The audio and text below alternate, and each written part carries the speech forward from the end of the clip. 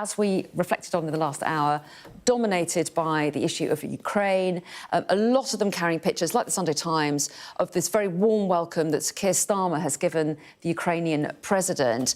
Ava, such different pictures on the front pages to the ones yesterday where we were seeing finger wagging and gesticulations in the Oval Office from President Trump. Yes, but even different front pages to what we saw the day before that. You know, before that we saw Starmer and Trump, and the papers wrote it up as this triumphant visit, and, you know, this wonderful special relationship between the US-UK has been resealed, or, you know, it has been emboldened. The day after that, we've got the row between Zelensky and Trump, and now today we've got a show of solidarity across the board in all of the papers.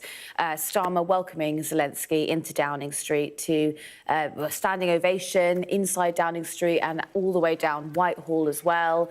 They spoke for quite a considerable amount of time.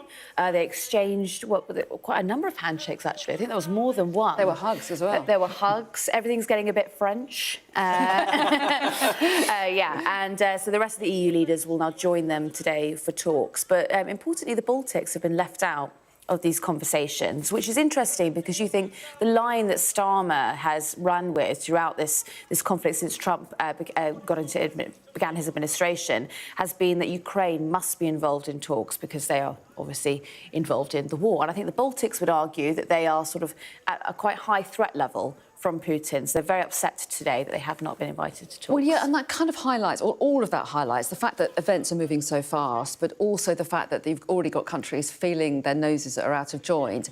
It shows what an incredibly difficult task it is to bring these sides together, and a tightrope that Starmer is walking has perhaps got a bit slacker, which makes it harder. I'm not sure if that analogy works, but you know what I mean? But how has his role changed? Because he's obviously showing great warmth towards President Zelensky, but he's showed great warmth towards Trump as well, and yet those two sides have fallen out. So what is his role now, do you think?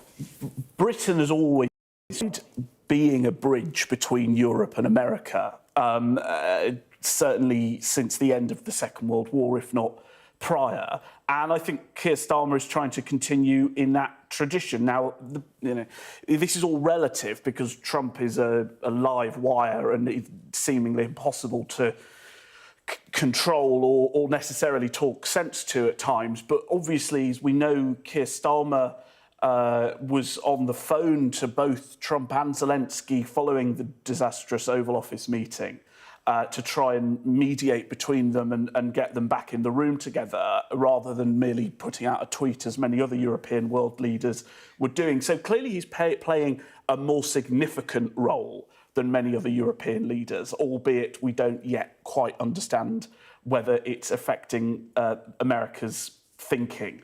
But yes, I mean, Britain is certainly has been helped by the announcement of the 2.5% earlier in the week. I think that was timed well. That's the increase in defence spending. I think that was timed well. I think Trump was more receptive to Keir Starmer as a result of that, because ultimately Trump wants action and not words from fellow NATO members, and that was emboldened yesterday, as the Sunday Times goes into, by the fact that Rachel Reeves is changing the rules of the National Wealth Fund. That is a £28 billion fund that is at the moment used for infrastructure. She's changing the rules so we can spend it on defence. That is in addition to the 2.5% uplift. And she also signed a £2.26 billion bilateral loan with her counterpart in Ukraine. So Britain, clearly many people think we're not doing enough. We're doing more than other European countries are. We wait to see what the outcome of today's summit is. Yeah, so Ava, it's really interesting, isn't it? Keir Starmer trying to get as much as he can out of European counterparts, but if he seems to be too close to Europe, that might upset Trump. So again, he's got to play it very delicately. In the meantime, there's all the soft power going on as well, which takes us to the Mail on Sunday, which had a really interesting front page, which they go into more detail inside on. The calls for the state visit that Starmer had a flourish of a letter from King Charles to Donald Trump. That's how that was announced. Calls for that to be cancelled. Yeah, so, I mean, Starmer was attempting to sort of broker this deal for the US to be the backstop to the Ukraine, the Ukraine cause. And in doing to do this, he brought this letter from the king. He sort of brought it. It was the first thing he did. He sat down and he pulled this letter out of his blazer. He was really excited to hand it over to him, and he was explaining to him that it was unprecedented that the royal family would invite you for a second state visit. Trump was very pleased with that. But now the Mail have got this extraordinary front page today. I say it's extraordinary because it doesn't seem quite in line with perhaps the Mail's traditional editorial line, which calls for the government to perhaps turn their back on Trump and, you know, rescind this offer of a meeting with the king. And I mean, the ramifications of that with someone who might be described as rather childish, like Donald Trump, could, you know, not only affect the rest of this administration, but it could affect the quote-unquote special relationship for the next 20 years or so. But then, of course, the other side of that is how long can you be, you know, sort of sycophantic and, you know, play toward, you know, Donald Trump's feelings. Yeah, I mean, what do you make of this? I mean, it's really interesting, as you say, that it's the Mail on Sunday that's reflecting those views. But what do you think it would? I mean, they're not going to do it. No, are they? I mean they're not. And there's a Trump source in the piece that says warns that rescinding the invitation would be very unwise unless the UK wants to undo all the goodwill generated by the Prime Minister's trip. And you know, it's often easy for onlookers without. You know, who are not necessarily in the game of politics or diplomacy to be ideological about this stuff and to say, look, Trump is clearly not the best ally. Should we be rolling out the red carpet? The difficulty for diplomats and for the government is to put those concerns to one side and go, look, let's just do what works. Let's give him the visit. It's better that we have him on side than we have him as an enemy. We'll bite our tongue, all the rest of it. But I think the more...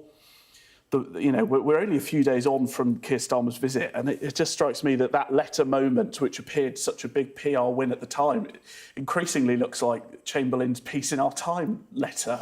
It seems to have unravelled rather quickly. Do you think that we should view the visit differently then, in that light? I think we should certainly talk more about the substance of what wasn't achieved rather than the political ops, as we would say, the optics of the fact that Keir Starmer received a lot of compliments and Donald Trump was very friendly and all the rest of it. So, no, I think, you know, as time goes on, yes, we should accept that Keir Starmer played it quite deftly. And there's, as you pointed to, there's an interesting expose in the Sunday Times about just how long the preparations were going on since December. They were talking about body language. Yeah. They were talking about specific phrases. They were liaising with President Macron after his visit to work out what landed well and what didn't. Fascinating insight to diplomacy.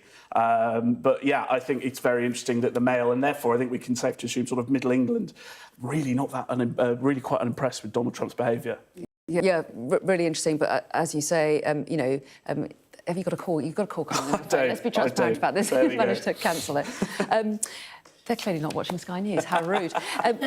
Let's move on to a story inside The Observer, though, Ava. And this is about President Putin and how he will have been viewing the last few days. Yes, so this is some posts that were, well, all of the posts that were made on Telegram, which is the largest social media site in Russia. And there's been Putin's deputy on his Security Council has been gloating that Trump really showed up the clown Zelensky. And then you've got Russia's foreign ministry spokesperson also laughing that, you know, he joked how on earth Trump and Vance could hold back from hitting Zelensky. He was rather surprised. He said scumbag, actually. Scumbag. Rather than Zelensky. Oh, What's even ruder? That scumbag. There you go. Anyway, so that's why Calgi's phone was pinging there. He was just...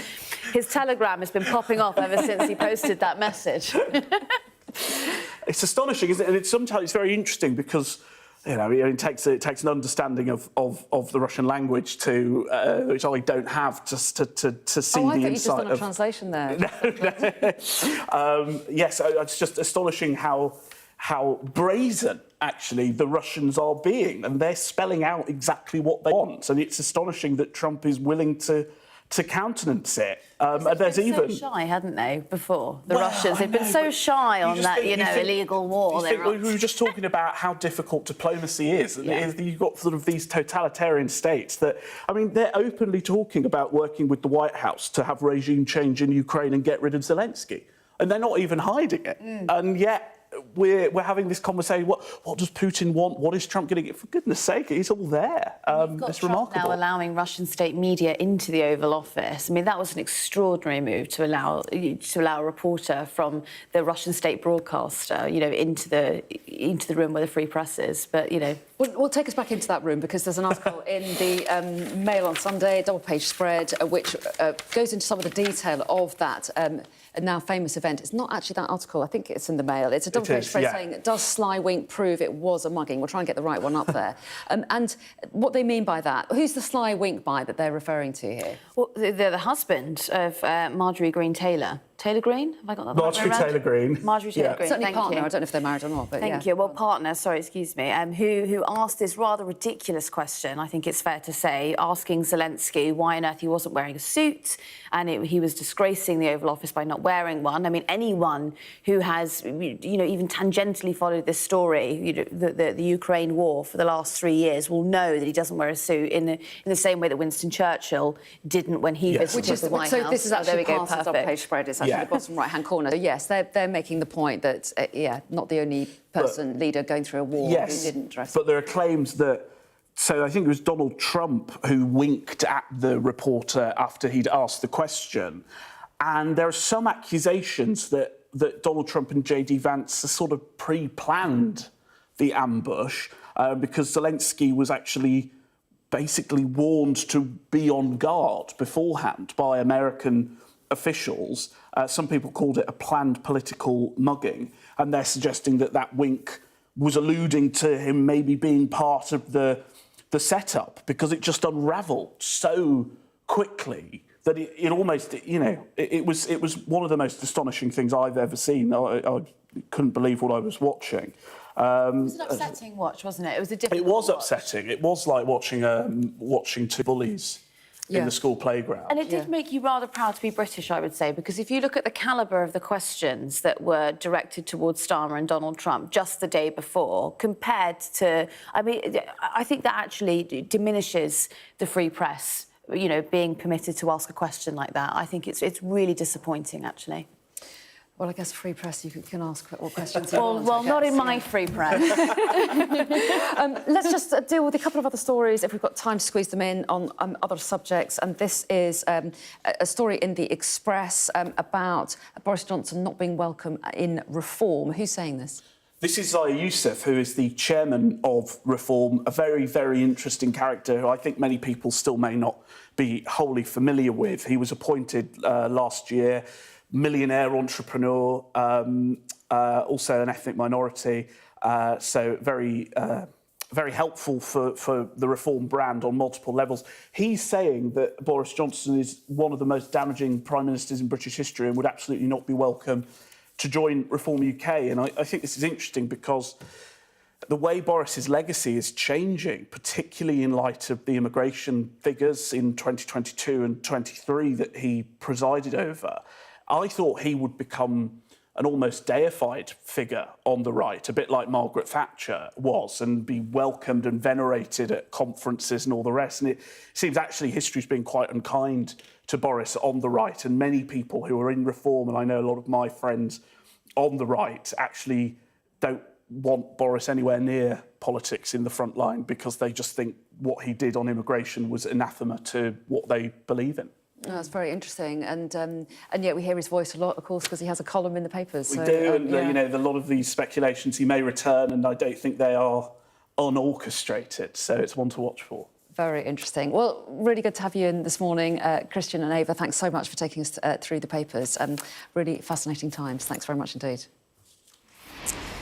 And do stay with us. In the next hour, we're going to be keeping an eye on the moon landing, which is due very shortly. It's due about 8:30. These are the live shots now from the control room and the NASA broadcast. It's a privately built spacecraft. It's called Blue Ghost, and we should see it setting down on the moon in about half an hour. All the top stories too, up next.